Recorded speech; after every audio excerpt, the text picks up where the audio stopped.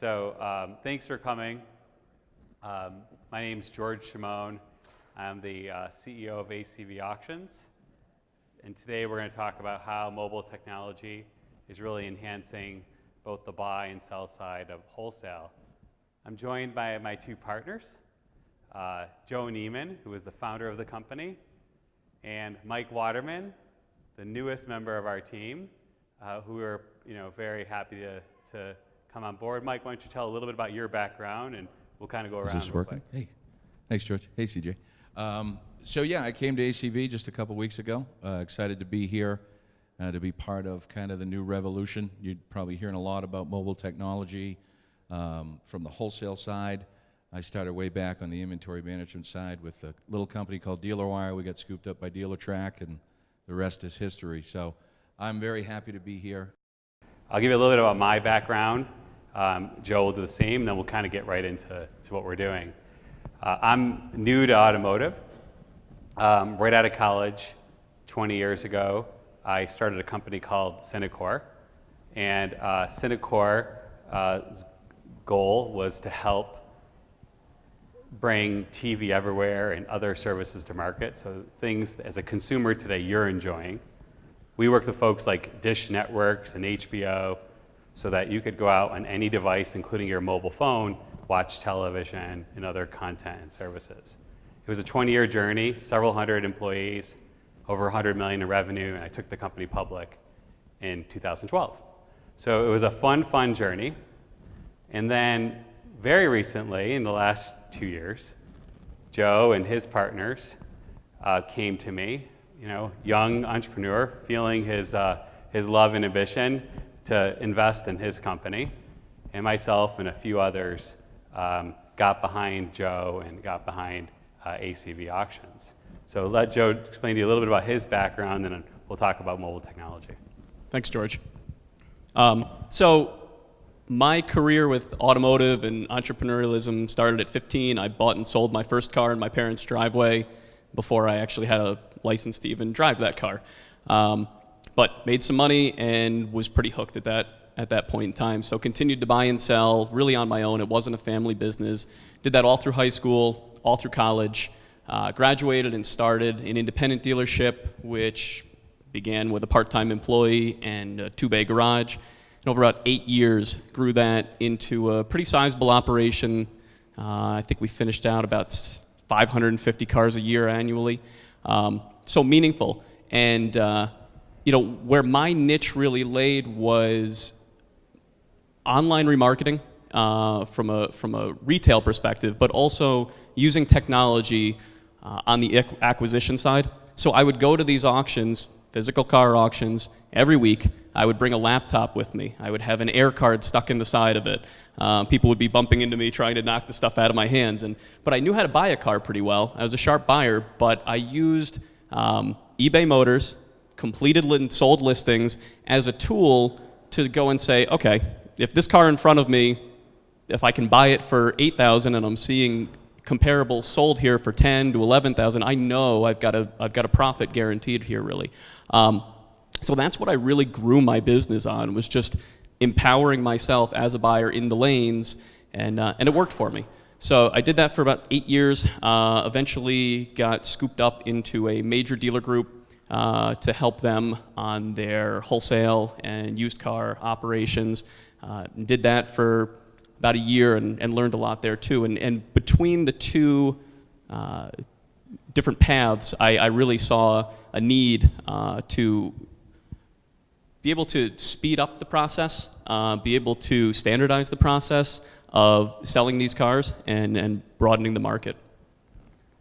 So what Joe ended up presenting to all of us, and to fast forward, he came up with the idea of ACV Auctions a little over 15 months ago, got the company up and going, won the 43 North Business Plan competition, the largest competition in the country, which was $1 million, and most recently we raised $5 million, and we're off to the races. But there was two core principles that what we were really trying to do at the end of the day, and that's how to use mobile technology, how to use technology to really encompass trust and scale and reach.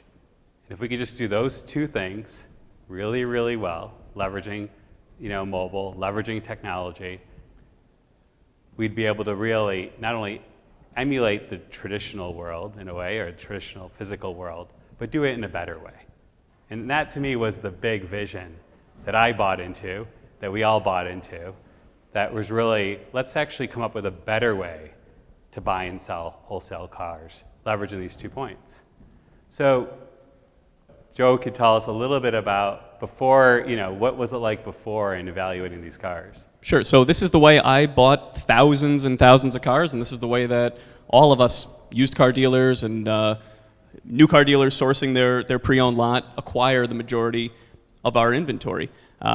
So it's interesting because in lane, we've got hundreds and hundreds of buyers doing their own unique condition report. Sometimes I would get there 6, 7 o'clock in the morning and scour through thousands of cars in the parking lot, checking them over, doing my own version of a CR in my head and checking the things that were important to me to determine what I would be willing to pay for that vehicle. And other times, I'd run up on a car that I didn't see before the auction and chase after it and in 30 seconds do a valuation in my head and determine what that car was worth. And what's amazing is everyone in this arena is doing the same thing. So when you think about that, it starts to allow for different vantage points to appraise a vehicle differently. We're not all looking at the same thing. We're not all comparing apples to apples. So what we all love about mobile and love about the idea of leveraging technology is one individual spending 20 minutes doing a thorough condition report, 20 to 30 pictures of the car, undercarriage, the health of the vehicle, doing a paint meter and really spending the time on the vehicle that should be spent. One person spending that time. The buyers now have the opportunity to assess the vehicle as though they already own it. And that's sort of our goal, is we're leveraging really mobile technology and leveraging our capability so that each and every buyer actually has better eyes on these vehicles than actually kicking the car, going around the car, and assessing the vehicle. So this was my life, and this is the life of many buyers. We print our run list. It's paper. It's manual. This is how we source the majority of our inventory. Online really never worked for me. I couldn't buy too many cars in the past due to inconsistency with condition reports or just cars not priced right. I mean, in lane is where 10 million cars a year sell. That's where I was going. But the process of looking at all these cars and the stimulus overload of being in the auction lane, I saw thousands of cars every day to buy 10 cars. So when you think about how much thought and energy had to go into weeding through all that, it actually probably made my own purchasing ability less powerful than if I just could dedicate the time to the handful of cars that I really wanted to see and spend the time on. We're all, not only ACV, but several companies here and elsewhere. We're leveraging mobile, we're leveraging technology to create a personalized run list. So the ability to say, I want to buy cars between 3 and 10,000 or 12 and 15,000, and here's the make, here's the model. This is an example of what happens. You create your personalized run list, a 2013 Toyota 4Runner, 57,000 miles right now for sale. So right to your homepage of your mobile phone, a notification comes to you for the exact cars you're looking for. Targeted right to you, personalized for you. Well, we're going to share with you a little bit of data. Of our buyers that are getting these notifications and opening the app, nearly 50% of them are putting a bid on a car. So it sounds unbelievable. We stare at this number every week and are really excited about it, but we've done a condition report. We've spent the 20 minutes. We've created a personalized run list. You're getting a notification for the cars you want as a buyer. And 50% that are opening it are bidding. This slide represents a case study of one of our customers who was much like me, large, independent, actually much bigger than me. So they sell about 100 cars retail a month, so they need to source another 100. They really don't get trades. And they started in business probably 15 years ago. Much like any independent operation, they're going to start with their regional auctions. They started sourcing inventory there, then they got a little smarter, started to create some networking with local new car dealers, try and be able to buy trades before they went to the auctions. Didn't have a whole lot of success with that, but over time they learned and they got smarter, and what they would eventually do is put a buyer on a plane once or twice a week. They'd fly him from Buffalo down to Baltimore, and then he would also drive to Pittsburgh in an effort to source better quality cars more consistently and help manage their reconditioning expenses that would go into these cars. So they learned over time, they evolved, they got better at buying, and what they were able to do was lower their recon costs, and they were pretty happy with their business before we came along and spoke to them. So when we sat down with this buyer, they were, as Joe mentioned, very proud of how they've reduced their average recon costs to the number they'd gotten to before using our company, ACV. Well, what this map is showing is a case study of where today, the over 50 cars a month this one buyer is buying on our platform. This is where they're buying cars. And by the way, we're only in a handful of markets. So we're only in 5 real markets right now, so we're just getting started. But this one buyer, this franchise dealer, this independent dealer is buying from all these red dots are the franchise dealers across the Northeast they're buying from. And because they have the condition reports, because they have the personalized run list targeted right to them, they don't need to send their guy on the plane, go through all of what they're going through to buy their cars. Most interesting is their average recon costs are $700 on average less per car.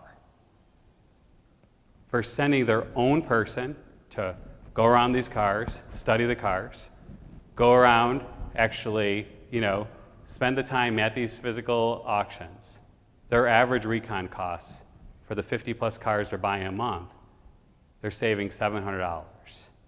So that just kind of really, when we look at this, it really shows the power of using mobile, using the share the condition reports, using a personalized run list.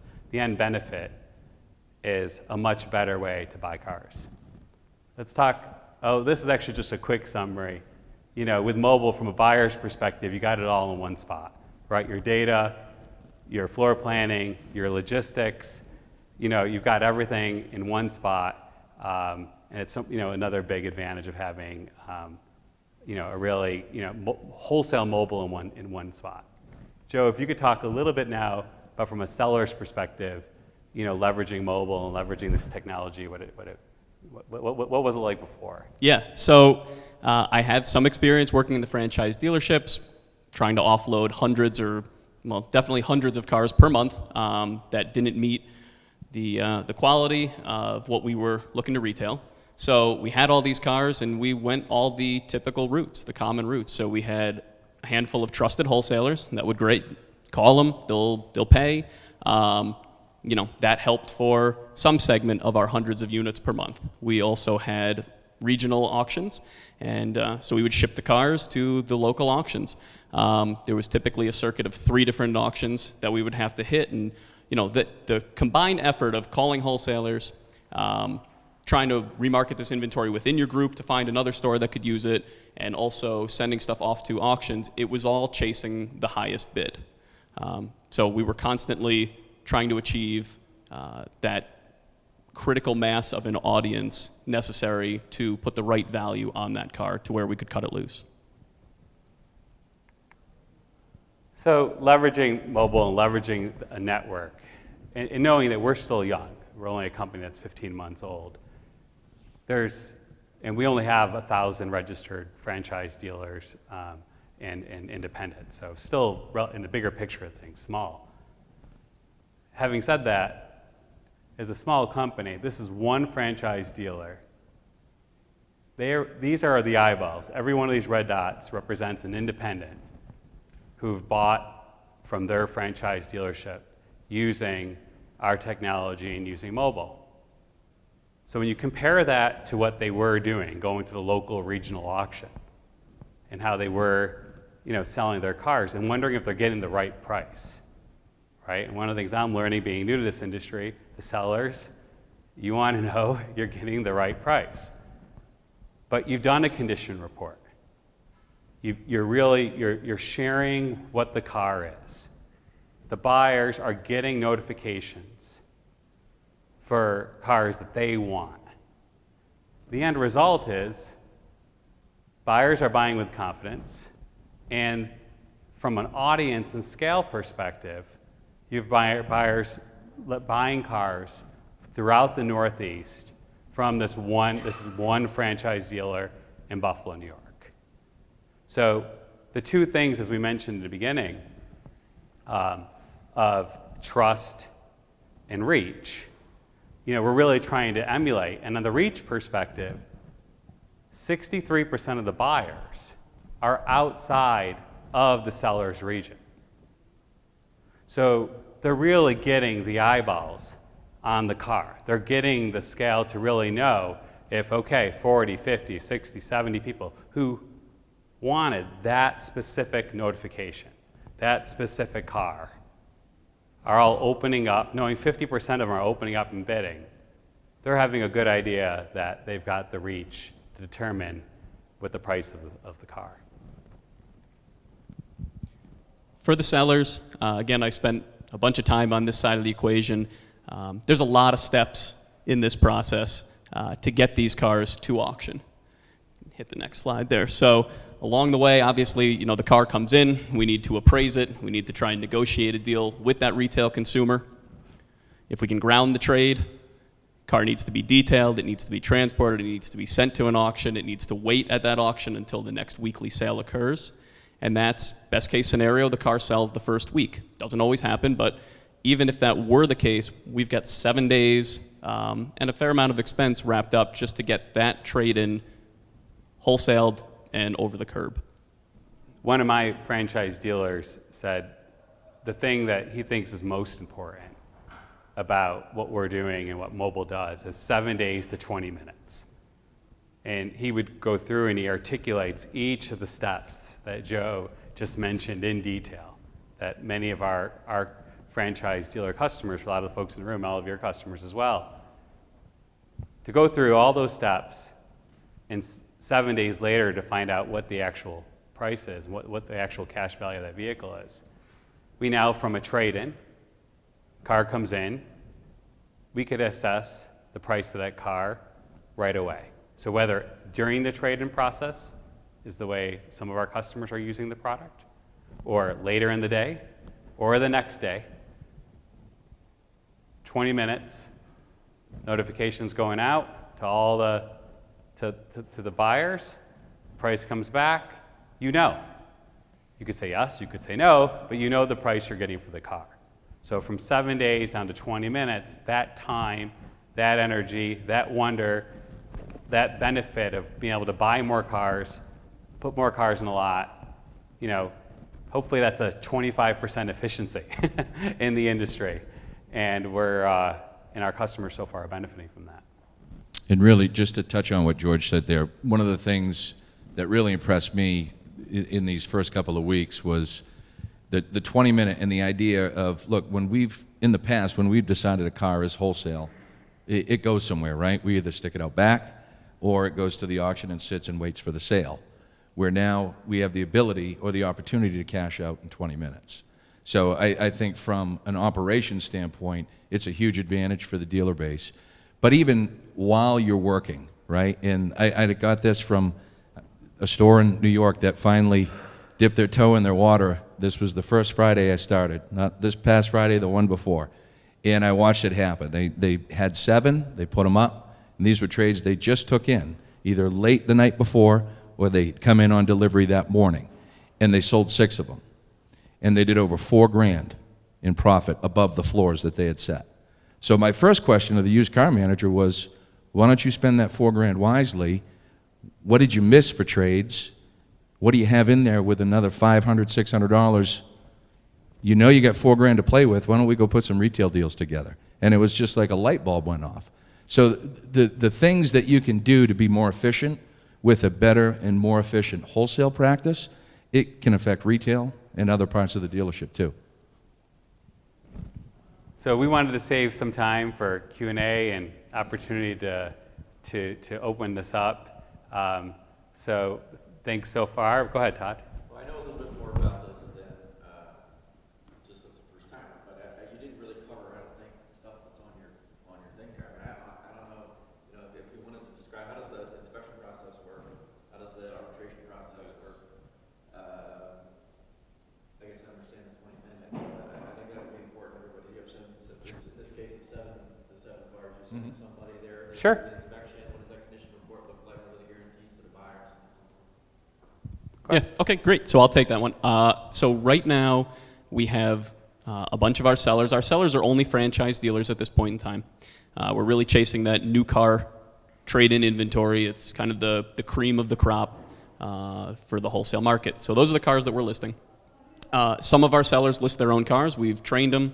Our platform is very easy. It's kind of a step-by-step process of a condition report to walk them through doing an accurate and consistent condition report of the cars when it comes to the photos and the description. We also leverage some third parties and some of our own manpower to facilitate a lot of these condition reports. So we've also trained them. In most cases, when we're listing the cars, we go pretty in depth. We'll plug an OBD2 scan tool in to read any diagnostic codes, pending or posted. We'll go around the whole car with a paint meter, hit it with a tire depth gauge. We'll drive the car around the lot. We really give a pretty thorough or very thorough condition report on that car, and we speak to the buyers not just like in an Excel spreadsheet. We actually talk to them in a way that they can understand more about that car. Most of these listings are coming with 30 or 35 pictures. You can zoom in on the pictures. There's undercarriage pictures, and there's required pictures. So as you go through the process, it's telling you what to take photos of, what to show. But again, the beauty is it takes our team, and these guys are trained and they're doing it every day, about 15 minutes per car, maybe 20 minutes per car. As a buyer, I'd never have that opportunity at an auction to invest that much time. Now, every buyer on our platform is benefiting from that one person putting that amount of time in. As far as arbitration goes, we have a pretty standard red light and green light policy. We do have a full arbitration department. We have a person running that who has 17 years at an ADESA auction prior to us doing arbitration. We are very fair. We're also, we like to keep things very simple when it comes to an arbitration policy. So we've done what we can there. But generally, our buyers are very happy, and our arbitration rate is under 2% of cars that are getting kicked.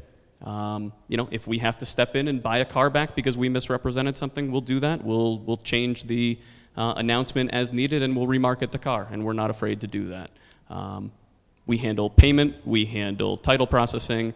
We've got a pretty slick process around all of that. So we really are all-encompassing. We're a full-service auction when it comes to that. Anything else you'd like me to cover about that? Well, how do you pay for it? What is that process? Sure. So we're linked up with all the major floor plan companies. At the end of a completed auction, buyer gets an email, seller gets an email, discloses all the information of that transaction. You can make payment electronically. You can make payment with your floor plan. We secure the title from the buyer, so that all comes through us. If we need to then send that off to a floor plan because they hold the title, or if it's a cash purchase, we just forward that directly on. But we are the facilitator of these transactions. How are you doing to find dealers to purchase more of the scrap vehicles and participate in your program? There's a significant amount of inventory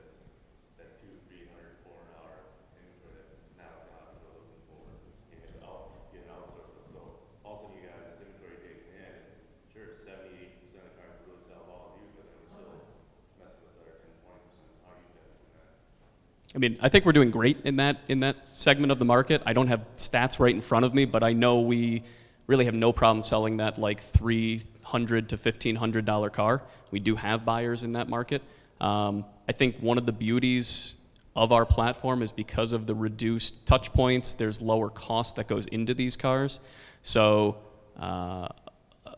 a seller or a franchise dealer taking that car in on trade, they can really just blow it out. They don't have to incur sometimes fees or cleaning the car up that can actually, if you take a car in for $200 or $300, by the time that car crosses the block, you could really have $600 into it. We're able to help them keep what they own that car for very low, and then they can cash out of it without having to raise that reserve price to accommodate for the increased investment into the car. Knowing we're only like 15 months into this, we're still young, right? But just in upstate New York, we have around 150 buyers buying cars that are in the price range you're articulating.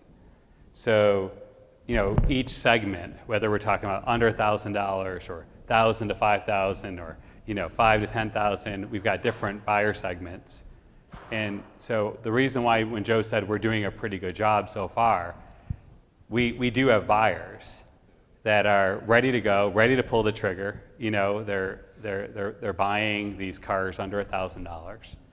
So so far so good. We've got a very good sell-through of the cars that are under $1,000. I think another differentiator for us in that price point is that those cars are always strictly red light cars at a physical auction.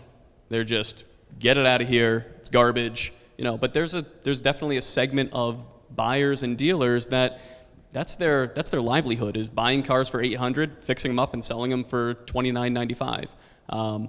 And what we do is we put a lot more energy into those cars when we go through and when anyone uses our platform to do a condition report on that car.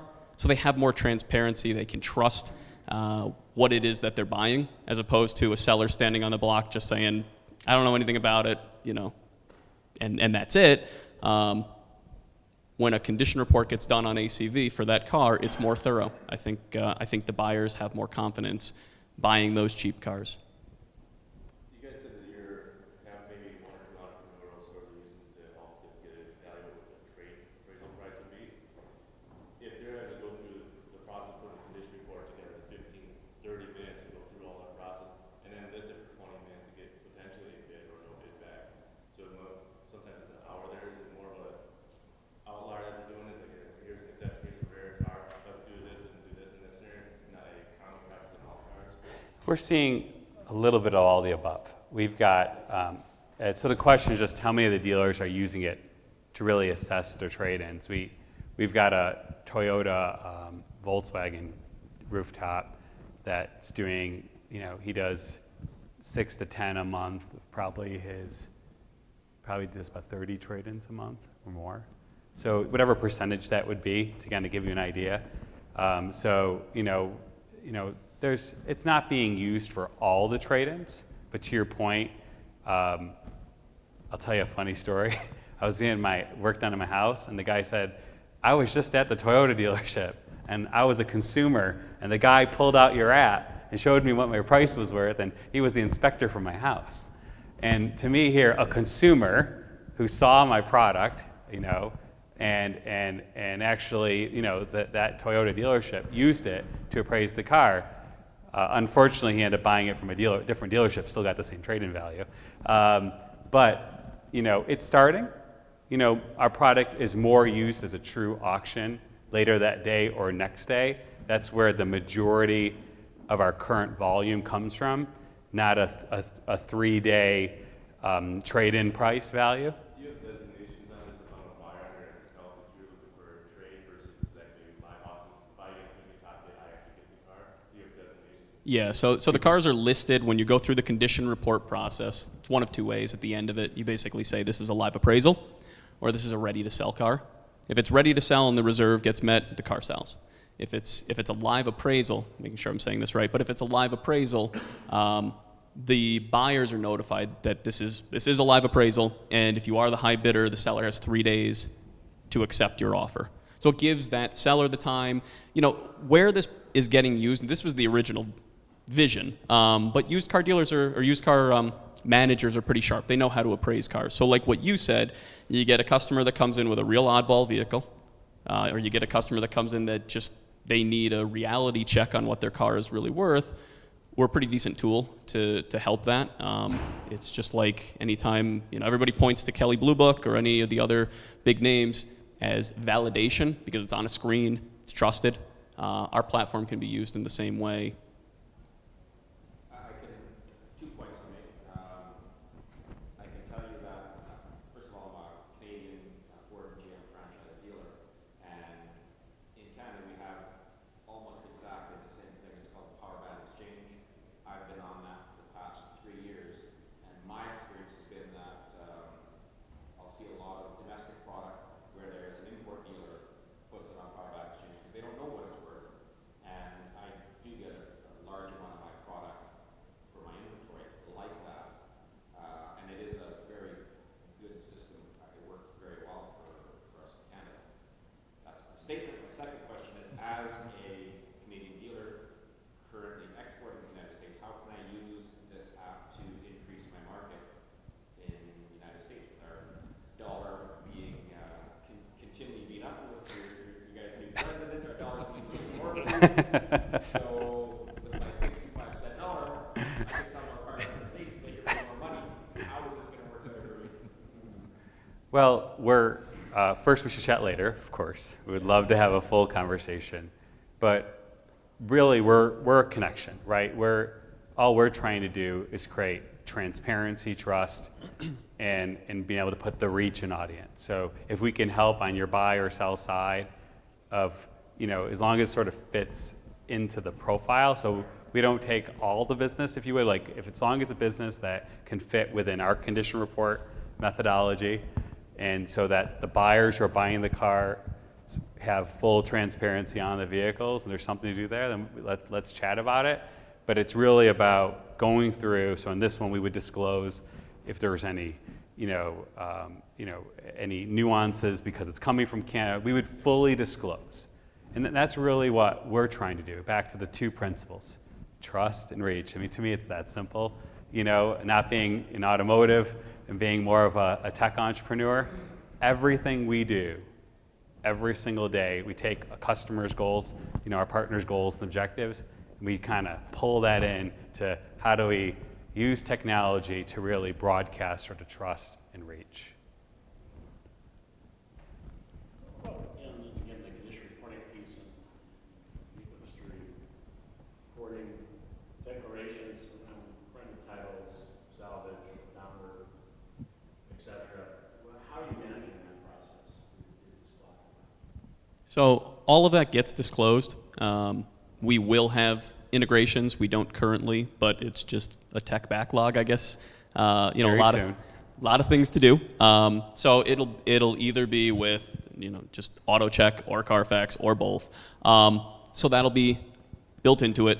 Right now, it's on the seller to disclose that. But obviously, if a car gets listed as clean title and it turns out being salvage title, it's the most simple, arbitratable situation. So we don't mess anybody up in those situations. Have they happened, a handful of times? Absolutely.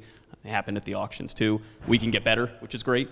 But right now, it's again when I say our arbitration is under 2%, that's included in that. So it's very low, very manageable, and it's something we can really get right down to 0 pretty quick. So the gentleman who runs our arbitration desk, he came from a physical auction, right? And their arbitration was a much higher percentage than what Joe's articulating. So, there's by really doing everything we can to whatever we know about this car, that we're really here to disclose the vehicle, so that the trust is really there on the buyer side.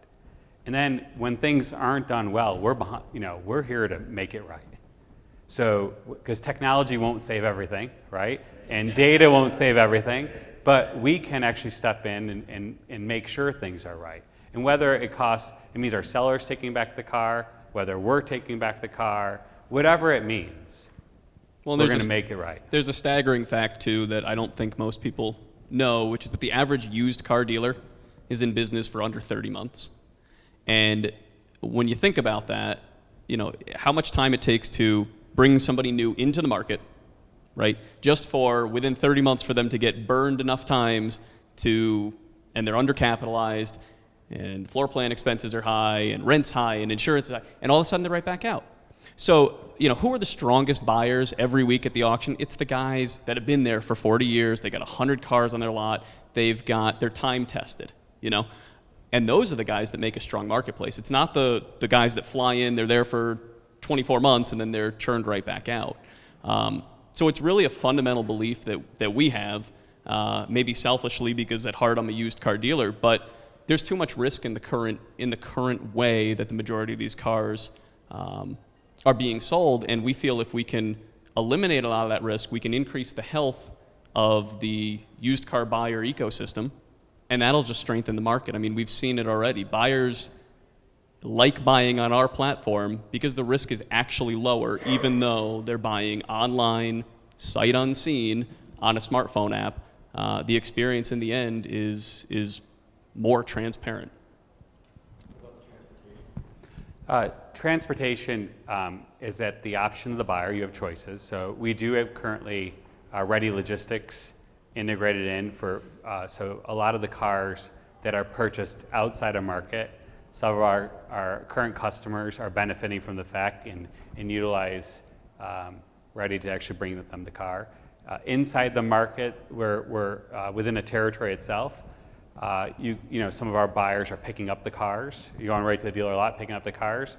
And we're starting to work on more and more solutions within a market to be able to have really a 24-hour pickup. And it's one of the things we're working on right now is when you kind of think about the pickup process, we want to get these cars off the lot, get them into the lot of the buyers. So we're spending some energy on that as we speak. All right, I'm getting signaled of last questions. Well, we don't have a subscription, so we make money when our customers, you know, enjoy a transaction. So we have a seller fee, buyer fee, instead of getting into all the details here, but it's a success-based model. There's no listing fees. There's no, you know, we're only making money when our customers are completing their objective, whether selling the car or buying the car. Sign up is one free. thing real quick, Scott, on that question, and what I found as a differentiator, I think, from this company was the level of the condition report that the vehicle inspectors do, but you don't pay for that unless the car sells. So if you think about that from a seller's perspective, you know, that takes a lot of risk of added expense right out of the equation. And I think that's why you've seen, and to your point, some of the cheaper cars, right? Traditionally, we don't describe those very well. You know, you get the one-liner nice car, you know, I won't use some of the language that we see on some of the descriptions for that $300,000, $400,000, $500,000 car, but you take a condition report, throw it on top of that. You know, it's amazing what it does to the value of those cars and how quickly they sell and how well they sell, just by having that one little piece added in. Last question before we wrap it up. Thank you, everyone, for coming. Really appreciate you all coming. Enjoy the drink. Thank you. So.